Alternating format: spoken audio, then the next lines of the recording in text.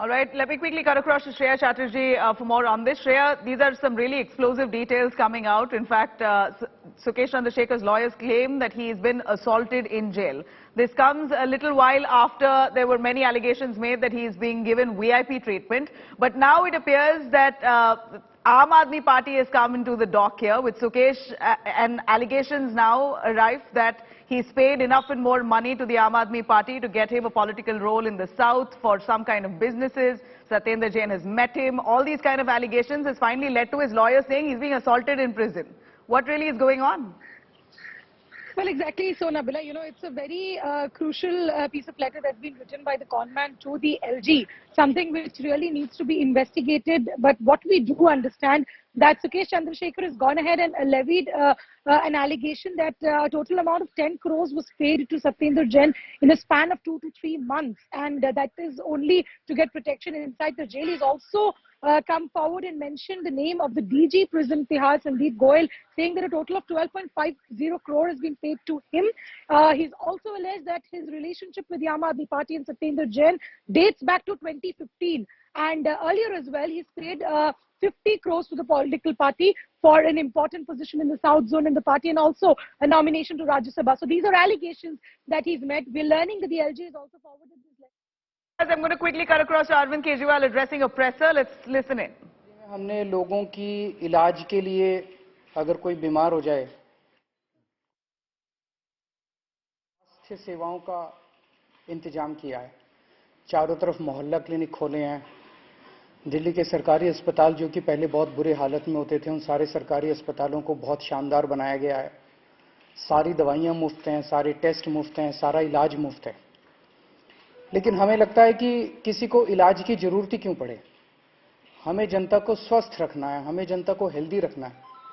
और जनता स्वस्थ रहेगी अगर रोज लोग योगा करेंगे, प्राणायाम करेंगे, तो जनता को बीमारियां ही नहीं होंगी।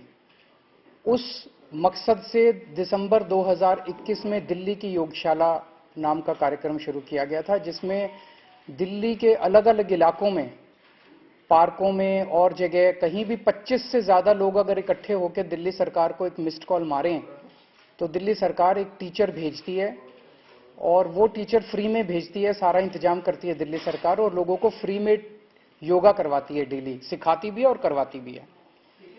पिछले 11 महीने से ये बहुत शानदार चल रहा था दिल्ली की योगशाला। लगभग 590 स्थानों पे क्लासेस डेली चलती थी योगा की और इनमें 17,000 के करीब बेनिफिशियरीज आ रहे थे डेली। हमारा मकसद था इसको 17,000 से भी और बहुत आगे ले जाना। नया नया कार्यक्रम था लेकिन बहुत तेजी से बढ़ रहा था, लोग बहुत खुश थे। इन 17,000 में कई ऐसे लोग थे जो कि पोस्ट कोविड कॉम्प्लिकेशंस से जूझ रहे थे, उनके लंग्स में जो भी कॉम्प्लिकेशंस थी। तो 10-11 हजार लोग ऐसे थे जो कि पोस्ट कोविड कॉम्प्लिकेशन से जूझ रहे थे, उन्हें बहुत फायदा हो रहा था। मुझे बेहद दुख के साथ कहना पड़ रहा है कि इन लोगों ने मिलके आज से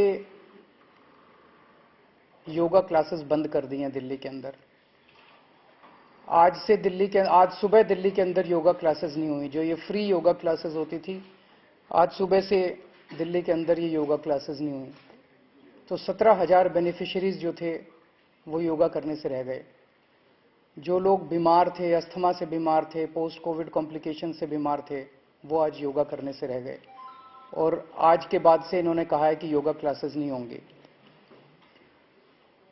ये बहुत ही दुख की बात है, बेहद दुख की बात है। योगा कौन बंद करता है? पहली बार सुना होगा कि इतना अच्छा लोगों की सेहत के लिए इतना अच्छा कार्यक्रम था और उसे सत्ता के नशे में, अहंकार के नशे में इन लोगों ने केवल पेटी पॉलिटिक्स के चलते इन्होंने इसको बंद कर दिया। जब से ये खबर पिछले कुछ दिनों से समाचार ये चल रहा है कि योगा क्लासेस बंद होने वाली है, योगा क्लासेस बंद होने वाली है, लोगों में बहुत गुस्सा है इसको लेके, बहुत ज्यादा। और आज जब अखबारों में छपा कि ये योगा क्लासेस बंद होने वाली हैं, मेरे पास कई टीचर्स के फोन आए जो टीचर्स ये क्लासेस लेते हैं। उन टीचर्स ने कहा कि सर क्लासेस बंद नहीं होनी चाहिए, हम क्लासेस करेंगे, हम पेमेंट नहीं लेंगे, हम बिना पेमेंट के क्लासेस करेंगे। मेरे पास देश भर से कई लोगों के फोन आए कि सर हम डोनेशन देंगे, हम क्लासेस जो टीचर्स हैं उनकी तनख्वाह हम देंगे, पर आप क्लासेस मत रोकिएगा, योगा क्लासेस मत रोकिएगा। जिस किस्म से, जिस तरह से लोगों का समर्थन मिल रहा है इस पूरे योगा के प्रोग्राम को, मैं उसके लिए काफी मैं सबका शुक्रिया अदा करता हूं। तो मैं आज ये ऐलान करना चाहता हूं कि योगा क्लासेस बंद नहीं होंगी, योगा बंद नहीं होगा। ये लोग अपने सत्ता के अहंकार में कानून का दुरुपयोग करके, अफसरों को डरा धमका के, एडमिनिस्ट्रेशन का गलत दुरुपयोग करके ये चाहे सरकार का समर्थन वापस ले लें, लेकिन दिल्ली के 2 करोड़ लोग मिलके इन योगा क्लासेस को करवाएंगे। ये योगा क्लासेस जारी रहेंगी। मेरी सभी टीचर्स से अपील है कि आप योगा क्लासेस में कल से जाइए, आप योगा क्लासेस लीजिए। मुझे अगर घर घर जाके भीख भी मांगनी पड़ेगी कटोरा लेके, मैं खुद जाके भीख मांगूंगा लोगों से और आपकी पेमेंट करूंगा। जो भी आपके चार्जेस हैं वो मैं चार्जेस दूंगा और योगा क्लासेस होंगी। योगा क्लासेस को रोका नहीं जाएगा। हमारा मकसद है 17,000 नहीं, 17,000 तो बिगनिंग है, 17 लाख लोगों को, और अंत पंत में 2 करोड़ दिल्ली के लोगों को योगा सिखाएंगे हम।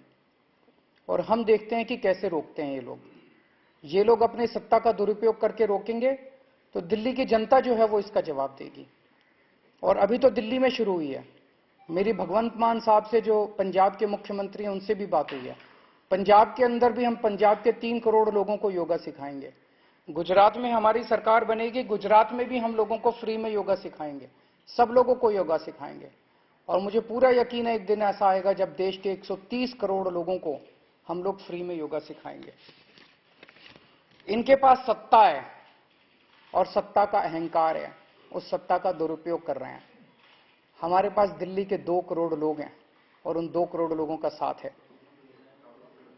कहते हैं ना कि मारने वाले से बचाने वाला ज्यादा ताकतवर होता है, ज्यादा अच्छा होता है। वैसे ही काम रोकने वाले से काम करने वाला ज्यादा अच्छा होता है। ये लोग सोचते हैं कि ये इतने पावरफुल हो गए हैं, इतने पावरफुल हो गए हैं कि इस देश को रोक सकते हैं, लेकिन अब देश रुकेगा नहीं। लोगों ने ठान लिया कि अब देश रुकेगा नहीं। पिछले कई महीनों से हम लोग देख रहे हैं कि दिल्ली के हर अच्छे काम को रोकने की कोशिश की जा रही है। इन्होंने दिल्ली की दिवाली को नहीं होने दी। हर साल हम दिल्ली की दिवाली मनाया करते थे। इस बार इन्होंने अफसरों से पे प्रेशर डाल के उल्टा सीधा लिखवा के दिल्ली की दिवाली नहीं होने दी। इन्होंने रेड लाइट ऑन, गाड़ी ऑफ, इतना अच्छा प्रोग्राम था, पिछले 3-4 साल से चल रहा था, हर साल पोल्यूशन के टाइम पे हम करते थे, वो प्रोग्राम इन्होंने रोक दिया। अब सुनने में आ रहा है कि ये मोहल्ला क्लिनिक और स्कूल इनके अगले टारगेट हैं। मोहल्ला क्लिनिक की चर्चा पूरी दुनिया में होती है। अब मुझे पता चला है कि ये दवाइयों के, जो मोहल्ला क्लिनिक में फ्री दवाइयां देते हैं, उनके टेंडर रोकने वाले हैं। मुझे पता चला है कि जो मोहल्ला क्लिनिक में फ्री टेस्ट करते हैं हम लोग, उनके टेंडर रोकने वाले हैं। मुझे पता चला है अस्पतालों में जो कच्चे कर्मचारी हैं उनको तंग करने वाले हैं। स्कूलों के अंदर गेस्ट टीचर्स को तंग करेंगे, उनको निकालने की कोशिश करेंगे, कच्चे कर्मचारियों को तंग करेंगे ताकि स्कूलों में बाधा पहुंचे, स्कूलों में पढ़ाई में अड़चन आए बच्चों के, ताकि मोहल्ला क्लिनिक में बाधा पहुंचे, मोहल्ला क्लिनिक में अड़चन आए, अस्पतालों में अड़चन आए। ये हर चीज रोकना चाहते हैं। पर मैं दिल्ली के लोगों को यकीन दिलाना चाहता हूं, विश्वास दिलाना चाहता हूं कि आप बिल्कुल चिंता मत करना। मैं आपके साथ खड़ा हूं, मैं आपकी ढाल बन के खड़ा हूं। जितना बीजेपी और एलजी साहब मिलके दिल्ली के कामों में अड़चन अड़ाएंगे, मैं एक भी काम को रुकने नहीं दूंगा। आपका बेटा आपके साथ खड़ा है, आपका भाई आपके साथ खड़ा है, एक भी काम में रुकने नहीं दूंगा। उसके लिए मुझे जो भी करना पड़े, जैसे इन्होंने योगा क्लासेस रोकी, लेकिन योगा क्लासेस को रुकने नहीं देंगे। ये मोहल्ला क्लिनिक को रोकने की कोशिश करेंगे, मोहल्ला क्लिनिक हम रुकने नहीं देंगे। ये स्कूलों में अड़चन अड़ाने की कोशिश करेंगे, हम स्कूलों को रुकने नहीं देंगे। ये लोग अस्पतालों को रोकने की कोशिश करेंगे, हम अस्पतालों को रुकने नहीं देंगे।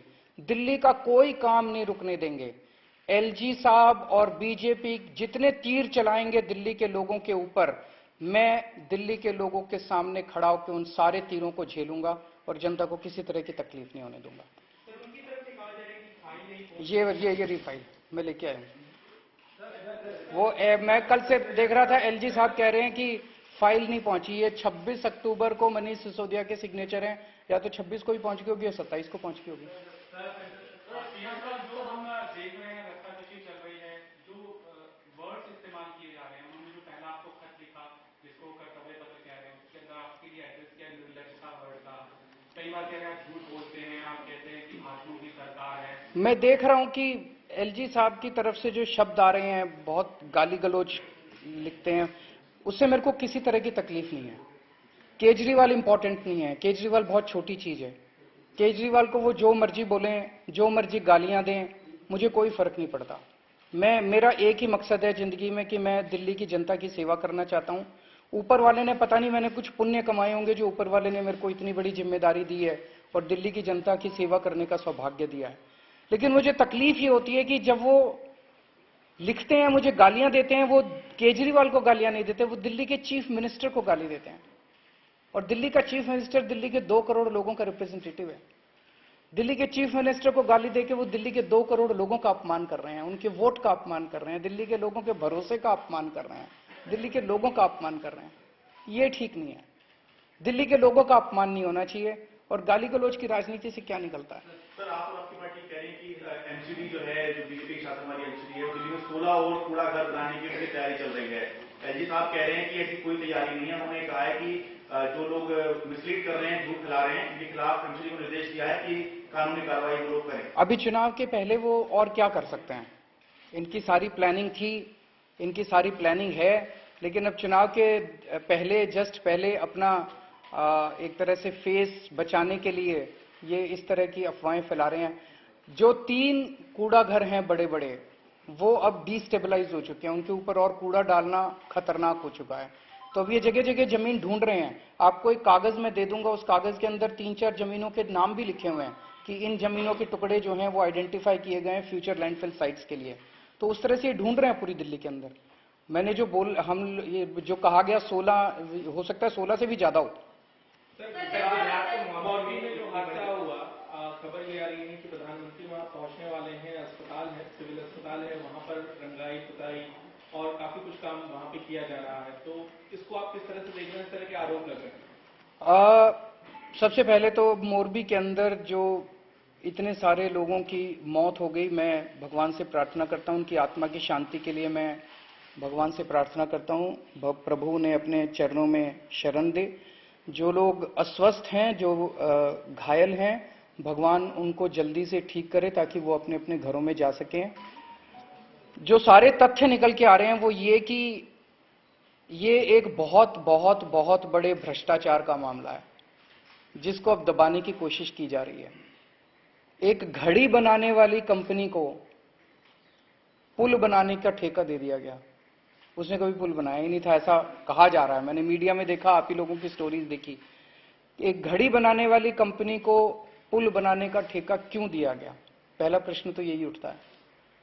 नंबर 2, उसको बिना टेंडर किए पुल रख रखाव का, मतलब मेंटेनेंस कह रहे हैं या रिपेयर कह रहे हैं, रिपेयर का ठेका क्यों दिया गया? दूसरा प्रश्न ये उठता है कि उसे किसी तरह का कभी एक्सपीरियंस नहीं था पुल रख रखाव का या पुल बनाने का। बिना टेंडर के उन लोगों को क्यों दिया गया? इसका मतलब उनके किसी ना किसी के साथ रिश्ते हैं, या तो इनके पार्टी के साथ रिश्ते हैं, इनके नेताओं के साथ रिश्ते हैं। तीसरी चीज ये आ रही है कि ये पुल उनको 12 महीने में या 6-7 महीने, 7-8 महीने में पूरा करना था। उन्होंने 5 महीने के अंदर जल्दी से पूरा करके घटिया बना के और इसको जारी कर दिया। और अब ये जो एफआईआर भी दर्ज हुई है, एफआईआर के अंदर ना तो कंपनी का नाम है, ना कंपनी के मालिक का नाम है। तो अभी से अस्पताल की पुताई तो अलग है, लेकिन मामले की पूरी लीपा पोती पे चालू हो गया है। उनको बचाने का, कंपनी को बचाने का और कंपनी के मालिक को बचाने का पूरा काम शुरू हो गया है। एक आरोप ये लग रहा है, ये पता करना, ये आप लोगों को पता करना पड़ेगा। मैं उनसे पूछना भी चाहता हूं कि क्या ये सच है जो आरोप लग रहा है कि उन्होंने इनकी पार्टी को चंदा दिया है और भारी चंदा दिया है, और क्या ये उसका एक तरह से वो है? तो ये सारे जवाब तो देने पड़ेंगे। इतने सारे लोगों की डेथ हो गई है और मैं समझता हूं कि अगर 150 लोगों की एक डेथ इतने बड़े भ्रष्टाचार की वजह से हो जाए तो उस राज्य के मुख्यमंत्री को मुख्यमंत्री बने रहने का कोई नैतिक अधिकार नहीं है। गुजरात की सरकार को इस्तीफा देकर तुरंत चुनाव करा देने चाहिए।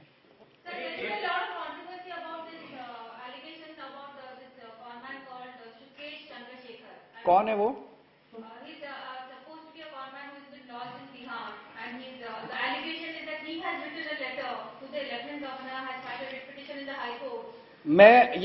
मैंने पढ़ा, आपके चैनलों पे भी देखा। पंजाब चुनाव के पहले ये लोग कुमार विश्वास को लेके आए थे। भारतीय जनता पार्टी ने जब देखा था कि पंजाब चुनाव वो हार रहे हैं तो कुमार विश्वास के कंधे पे बंदूक रख के चलाई। अब गुजरात के अंदर भारतीय जनता पार्टी की इतनी बुरी हालत हो चुकी है, इतनी बुरी हालत हो चुकी है कि उनको सुकेश चंद्रशेखर के कंधों के सहारे की जरूरत पड़ रही है। प्रधानमंत्री श्री नरेंद्र मोदी जी को, मतलब वो तो कहते हैं कि बहुत पॉपुलर हैं, तो अगर बहुत पॉपुलर है तो उन्हें तिहाड़ में लॉज्ड एक कॉनमैन, आप ही कह रहे हैं कॉनमैन है, मैंने सुना वो एक बार उसने किसी मुख्यमंत्री के बेटे को बन के पैसे लूटे, एक बार उसने कोई सीबीआई ऑफिसर बन के पैसे लूटे, एक बार उसने लॉ सेक्रेटरी बन के पैसे लूटे, एक बार उसने सीबीआई ऑफिसर पीएमओ का ऑफिसर बन के पैसे लूटे। तो वो जो कह रहा है उससे कुछ लिखवा के और मतलब उसके ऊपर उसके सहारे इनको अपना गुजरात चुनाव लड़ने की जरूरत पड़ रही है, नंबर 1। नंबर 2, परसों मोरबी हादसा होता है। कल 24 घंटे सारे टीवी चैनल्स मोरबी का मुद्दा उठाते हैं और आज अचानक टीवी चैनल से मोरबी गायब हो गया और सुकेश चंद्रशेखर के आरोप जो हैं वो आ जाते हैं। तो लगता नहीं कि मोरबी से ध्यान भटकाने के लिए ये एक कंप्लीटली फिक्टिशियस, कंप्लीटली फर्जी स्टोरी एक प्लांट की गई है और सारे चैनल अब बस सुकेश चंद्रशेखर और सत्येंद्र जैन की बात कर रहे हैं। तो ये मतलब इससे ज्यादा ब्लेटेंट और क्या हो सकता है कि मोरबी के मुद्दे को दबा के उसको डाइवर्ट करने के लिए, और सक्सेसफुली डाइवर्ट कर दिया उन्होंने। सारे चैनल इस टाइम इस सुकेश चंद्रशेखर की बात कर रहे हैं, जबकि 150 लोग जिनकी मौत हो चुकी है उसका सब भूल चुके हैं। और तीसरी चीज, इन्होंने कहा कि मनीष सिसोदिया ने शराब घोटाला किया। 2 महीने तो हो गए, 800 अफसर लगे हुए हैं, एक कुछ नहीं मिला इनको। इन्होंने कहा बसों में पैसे खा गए हम, उसमें कुछ नहीं मिला। इन्होंने कहा सड़कों में घोटाला हो गया। इन्होंने पता नहीं कितने आरोप लगाए, अभी तक तो किसी आरोप में कुछ नहीं निकला।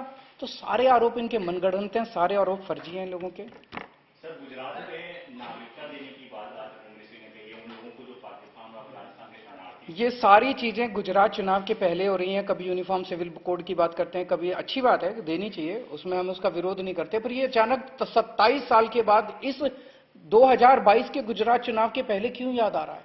क्योंकि अभी तक इनको गुजरात में कुछ करने की जरूरत ही नहीं पड़ती थी। बीजेपी और कांग्रेस के अंदर ऐसी अच्छी सेटिंग थी कि दोनों को चुनाव तो लड़ते ही नहीं थे, दोनों सेटिंग करके। इस बार इन लोगों को चुनाव के पहले संघर्ष करना पड़ रहा है क्योंकि आम आदमी पार्टी वहां आ गई है।